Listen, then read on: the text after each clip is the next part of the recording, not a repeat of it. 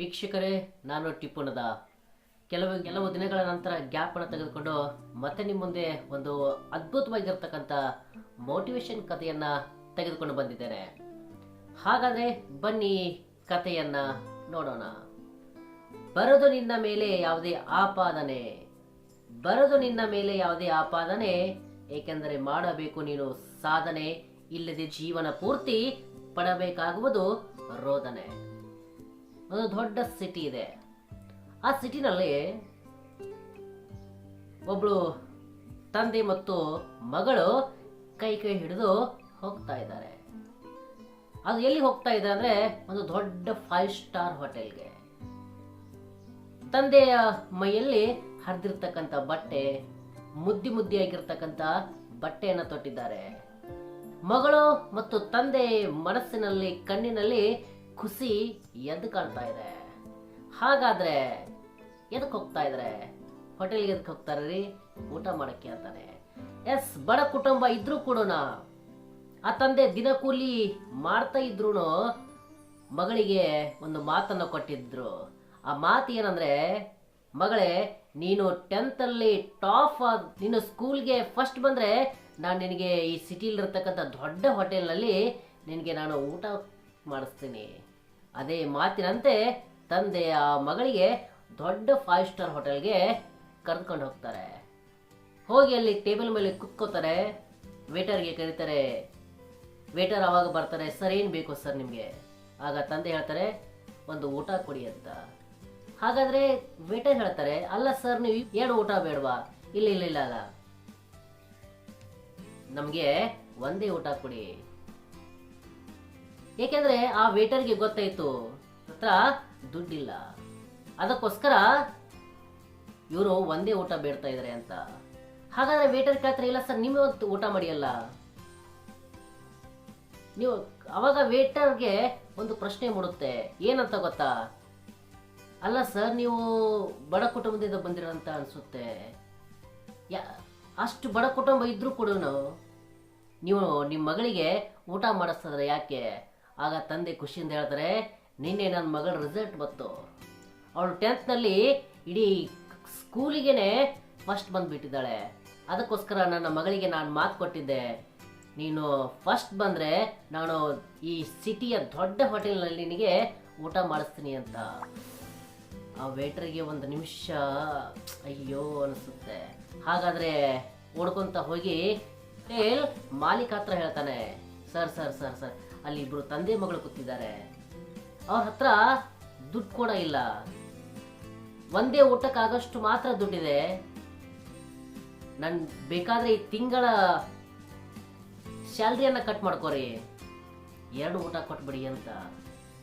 ಅವಾಗ ಮಾಲೀಕ ಹೇಳ್ತಾನೆ, ಓಕೆ, ಆಗ ಒಂದ್ ಕೆಲಸ ಮಾಡು, ಆ ತಂದೆ ಮಗಳಿಗೆ ಇಬ್ರಿಗೂ ಕೂಡ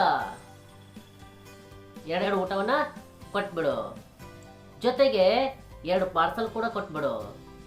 ಅಷ್ಟೇ ಅಲ್ಲ, ಅವಳ ಮಗಳು 10th ಫಸ್ಟ್ ಬಂದಿರ್ತಾನೆ, ತೆಗೆದುಕೋ, ಈ ಮಿಠಾಯಿನೂ ಕೂಡ ಅವರಿಗೆ ಕೊಟ್ಬಿಡು, 1 ರೂಪಾಯಿ ಕೂಡ ತೆಗೆದುಕೊಳ್ಳಕ್ಕೆ ಹೋಗ್ಬೇಡ. ಹಾಗಾದ್ರೆ ವೇಟರ್ 2 ಊಟ ತಂದು ಕೊಡ್ತಾನೆ. ಅಯ್ಯೋ, ನಾನು ಬೇಡುದು ಒಂದೇ ಊಟ ಅಲ್ರಿ. ಇಲ್ಲ, ನಮ್ಮ ಹೋಟೆಲ್ ಮಾಲೀಕರು ಹೇಳಿದ್ದಾರೆ 2 ಊಟ ಕೊಡಿ ಅಂತ. ಅವ್ರು ಬೇಡ ಅಂದ್ರು ಕೂಡ ಆ ವೇಟರ್ ಅವರಿಗೆ ಒತ್ತಾಯಪೂರ್ವಕವಾಗಿ 2 ಊಟವನ್ನ ಅವ್ರ ಮುಂದೆ ಇಟ್ಟು ಹೋಗ್ತಾನೆ. ಇಬ್ರು ಕೂಡ ಆನಂದವಾಗಿ ಊಟ ಮಾಡ್ತಾರೆ.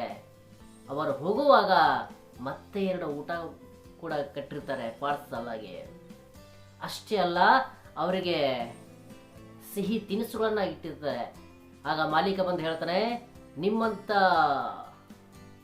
ಕುಟುಂಬವನ್ನು ನೋಡಿ, ನಿಮಗೆ ನೋಡಿ ಬಹಳಷ್ಟು ಖುಷಿ ಆಗ್ತು. ಇವಳು ಕೇವಲ ನಿಮ್ಮ ಮಗಳು ಅಷ್ಟೇ ಅಲ್ಲ, ಇವಳು ನನ್ನ ಮಗಳು ಕೂಡ. ನಿಮ್ಮ ಮಗಳಿಗೆ ನೀವು ಪಾಸ್ ಆದ ನಂತರ ಇಂಥ ದೊಡ್ಡ ಹೋಟೆಲ್ನಲ್ಲಿ ನೀವು ಊಟ ಕೊಡ್ತೀರ ಅಂತ ಅವ್ರಿಗೆ ಮಾತು ಕೊಟ್ಟಿದ್ದೀರ, ಮಾತಿನ ಪ್ರಕಾರ ನೀವು ನಡ್ಕೊಂಡಿದ್ದೀರಲ್ಲ, ಅದು ಬಹಳಷ್ಟು ನನಗೆ ಖುಷಿ ಆಯಿತು. ಇವಳು ನನ್ನ ಮಗಳು ಕೂಡ.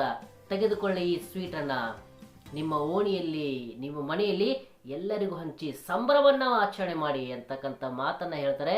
ಅಷ್ಟಕ್ಕೆ ಅವರು ಹೇಳಿ ನಮಸ್ಕಾರವನ್ನ ಮಾಡ್ತಾರೆ. ದಿನಗಳು ಉರುಳಿದವು, ಕಾಲಗಳು ಕಳೆದು ಹೋದವು. ಮಗಳ ಸಾಹಸ ಸಾಗುತ್ತಲೇ ಇತ್ತು. ಕೊನೆಗೊಂದು ದಿನ ಈ ರೀತಿಯಾಗಿ ಬರುತ್ತೆ. ಅವಳ ಜೀವನದಲ್ಲಿ ಮಗಳು IAS ಆಫೀಸರ್ ಆಗ್ತಾಳೆ. ಛಲ ಇತ್ತು, ಕಲಿಯುವ ಛಲ ಇತ್ತು. ಹಾಗಾದ್ರೆ ಆ ಮಗಳು IAS ಆಫೀಸರ್ ಆದ ತಕ್ಷಣ ಆ ಸಿಟಿಲಿರ್ತಕ್ಕಂಥ 5 ಸ್ಟಾರ್ ಹೋಟೆಲ್ಗೆ ಒಂದು ಸಂದೇಶವನ್ನು ಹರಿಸ್ತಾಳೆ. ಹೇಳಿ ಕೇಳಿ ಆ IAS ಆಗಿರ್ತಕ್ಕಂಥ ಮಗಳು, ಆ ಬಡ ತಂದೆಯ ಮಗಳು ಅದೇ ಸಿಟಿಗೆನೆ ಆಫೀಸರ್ ಆಗಿ ಬಂದಿದ್ದಳು. ಅದೇ ಜಿಲ್ಲೆಗೆ IAS ಆಫೀಸರ್ ಆಗಿ ಬಂದಿದ್ದಳು. ಹಾಗಾದ್ರೆ ಆ ಸಿಟಿಗೆ ಆ ಹೋಟೆಲ್ಗೆ ಒಂದು ಸಂದೇಶವನ್ನು ಕಳಿಸ್ತಾ ಇದ್ದಾನೆ. ನಾನು IAS ಆಫೀಸರ್ ಈ ಜಿಲ್ಲೆಯ, ನಾನು ನಿಮ್ಮ ಹೋಟೆಲ್ಗೆ ಊಟಕ್ಕೆ ಬರ್ತಾ ಇದ್ದೀನಿ ಇವತ್ತು. ಹಾಗಾದ್ರೆ ಆ ಹೋಟೆಲ್ ಮಾಲೀಕ, ಅಯ್ಯೋ IAS ಆಫೀಸರ್ ನನ್ನ ಹೋಟೆಲ್ಗೆ ಬರ್ತಾ ಇದ್ದಾರೆ. ಎಲ್ಲ ರೀತಿಯಾಗಿ ಏನಪ್ಪ ಅಂದ್ರೆ ಸ್ವಚ್ಛತೆ ಮಾಡ್ತಾರೆ, ಡೆಕೋರೇಷನ್ ಮಾಡ್ತಾರೆ. ಅವಾಗ ಆ ಮಗಳು ತನ್ನ ತಂದೆಯ ಕೈ ಹಿಡಿದು ಆ ಹೋಟೆಲ್ಗೆ ಕರ್ಕೊಂಡು ಬರ್ತಾಳೆ. ಹೋಟೆಲ್ಗೆ ಕರ್ಕೊಂಡು ಬಂದ ನಂತರ 2 ಊಟವನ್ನ ಆರ್ಡರ್ ಮಾಡೋದ್ರ ಜೊತೆಗೇನೆ ಅಲ್ಲಿರ್ತಕ್ಕಂಥ ಎಲ್ಲ ಸಿಬ್ಬಂದಿಗಳ ಊಟವನ್ನು ಕೂಡ ಆರ್ಡರ್ ಮಾಡ್ತಾಳೆ. ಹಾಗಾದ್ರೆ ಆ ಹೋಟೆಲ್ ಮಾಲೀಕ ಒಂದು ಗಾಬರಿ ಆಗ್ತಾನೆ. ಅಲ್ಲ ರೀ, ನೀವು 2 ಜನ ಬಂದಿದ್ರೆ 2 ಊಟನೂ ಮಾತ್ರ ಮಾಡಿ, ಅದ್ರ ಜೊತೆಗೆ ನಮ್ಮಲ್ಲಿ ಇರ್ತಕ್ಕಂಥ ಎಲ್ಲ ಸಿಬ್ಬಂದಿಗಳಿಗೂ ಕೂಡ ಊಟ ಕೊಡ್ತೀವಿ, ಯಾಕೆ? ಅವಾಗ ಸುಮಾರು ವರ್ಷಗಳ ಹಿಂದೆ ನಡೆದಿರತಕ್ಕಂಥ ಘಟನೆಯನ್ನ ಆ ಮಗಳು, ಆ IAS ಆಫೀಸರ್ ಮಾಡಿ ಆ ಹೋಟೆಲ್ ಮಾಲೀಕನಿಗೆ ಕೊಡ್ತಾಳೆ. ಅಯ್ಯೋ, ನೀವರು? ನನ್ನ ತಂದೆಯ ಪರಿಶ್ರಮ ಮತ್ತು ನೀವು ಮಾಡಿರ್ತಕ್ಕಂಥ ಸಹಾಯವನ್ನ ನಾನು ಮನಸ್ಸಲ್ಲಿ ಇಟ್ಕೊಂಡು ನಾನು ಇಂದಲ್ಲ ನಾಳೆ ಮತ್ತೆ ನಿಮ್ಮ ಹೋಟೆಲ್ಗೆ ಬರಬೇಕು, ನಿಮ್ಮ ಹೋಟೆಲಲ್ಲಿ ಬಂದು ಮತ್ತೆ ನಾನು ಊಟ ಮಾಡಬೇಕು. ಹೇಗೆ ನೀವು ನನಗೆ ಸಹಾಯವನ್ನು ಮಾಡಿದ್ರಲ್ಲ, ಹಾಗೆ ನಿಮ್ಮ ಜೊತೆ ನಾನು ಊಟ ಮಾಡಬೇಕು ಅಂತಕ್ಕಂಥ ಕನಸನ್ನು ಕಟ್ಕೊಂಡು ನಾನು ಕಷ್ಟಪಟ್ಟು ಓದ್ದೆ, ಇಷ್ಟಪಟ್ಟು ಓದ್ದೆ. ಅದಕ್ಕೋಸ್ಕರ ಈಗ ನಾನು IAS ಆಫೀಸರ್ ಆಗಿದ್ದೇನೆ. ಆ ಹೋಟೆಲ್ ಮಾಲೀಕ, ತಂದೆ, ಸಿಬ್ಬಂದಿ ಎಲ್ಲರೂ ಕೂಡ ಪ್ರೀತಿಯ ಊಟವನ್ನು ಮಾಡ್ತಾರೆ. ವೀಕ್ಷಕರೇ, ಹೇಳುವುದಿಷ್ಟೇ, ವಿದ್ಯಾರ್ಥಿಗಳೇ, ನಿಮಗೆ ನಾನು ಹೇಳುವುದಿಷ್ಟೇ. ನಿಮ್ಮ ತಂದೆ ತಾಯಿಗಳು ಕೂಡ ಹಲವಾರು ಕನಸುಗಳನ್ನು ಕಟ್ಕೊಂಡಿರ್ತಾರೆ. ಆ ಕನಸನ್ನು ನನಸು ಮಾಡಿ.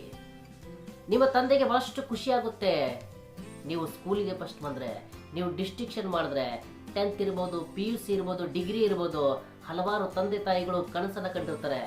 ನನ್ನ ಮಗ ಫಸ್ಟ್ ಬಂದರೆ ನಾನು ಅಲ್ಲಿ ಊಟ ಮಾಡಿಸ್ಬೇಕು, ನನ್ನ ಫ್ರೆಂಡ್ಸ್ ಎಲ್ಲ ಪಾರ್ಟಿ ಕೊಡಬೇಕು, ನನ್ನ ಫ್ರೆಂಡ್ಸ್ ಎಲ್ಲ ಕೇಳಬೇಕು ಏನಂತ, ನಿನ್ನ ಮಗನ ರಿಸಲ್ಟ್ ಎಷ್ಟಾಗಿದೆ, ನಿನ್ನ ಮಗಳ ರಿಸಲ್ಟ್ ಎಷ್ಟಾಗಿದೆ ಎಲ್ಲರೂ ಕೇಳಬೇಕು, ನಾನು ಪ್ರೀತಿಯಿಂದ ಹೇಳಬೇಕು, ಹೆಮ್ಮೆಯಿಂದ ಹೇಳಬೇಕು.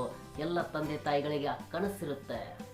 ಹಾಗೆಯೇ ಆ ಕನಸನ್ನು ನನಸು ಮಾಡುವುದು ಅದು ನಮ್ಮ ಜವಾಬ್ದಾರಿ ಅಂತ ಹೇಳಿ ಒಳ್ಳೆಯದಾಗಿ ರಿಸಲ್ಟ್ ಮಾಡಿ ನಿಮ್ಮ ತಂದೆ ತಾಯಿಗಳ ಆಸೆಯನ್ನು ನೆರವೇರಿಸಿ ದೊಡ್ಡ ಹುದ್ದೆಯನ್ನು ಏರಿ ಎಂದು ಹೇಳುತ್ತಾ ನನ್ನ ಕಥೆಯನ್ನು, ಮೋಟಿವೇಶನ್ ಕಥೆಯನ್ನು ಮುಗಿಸುತ್ತೇನೆ. ಜೈ ಹಿಂದ್.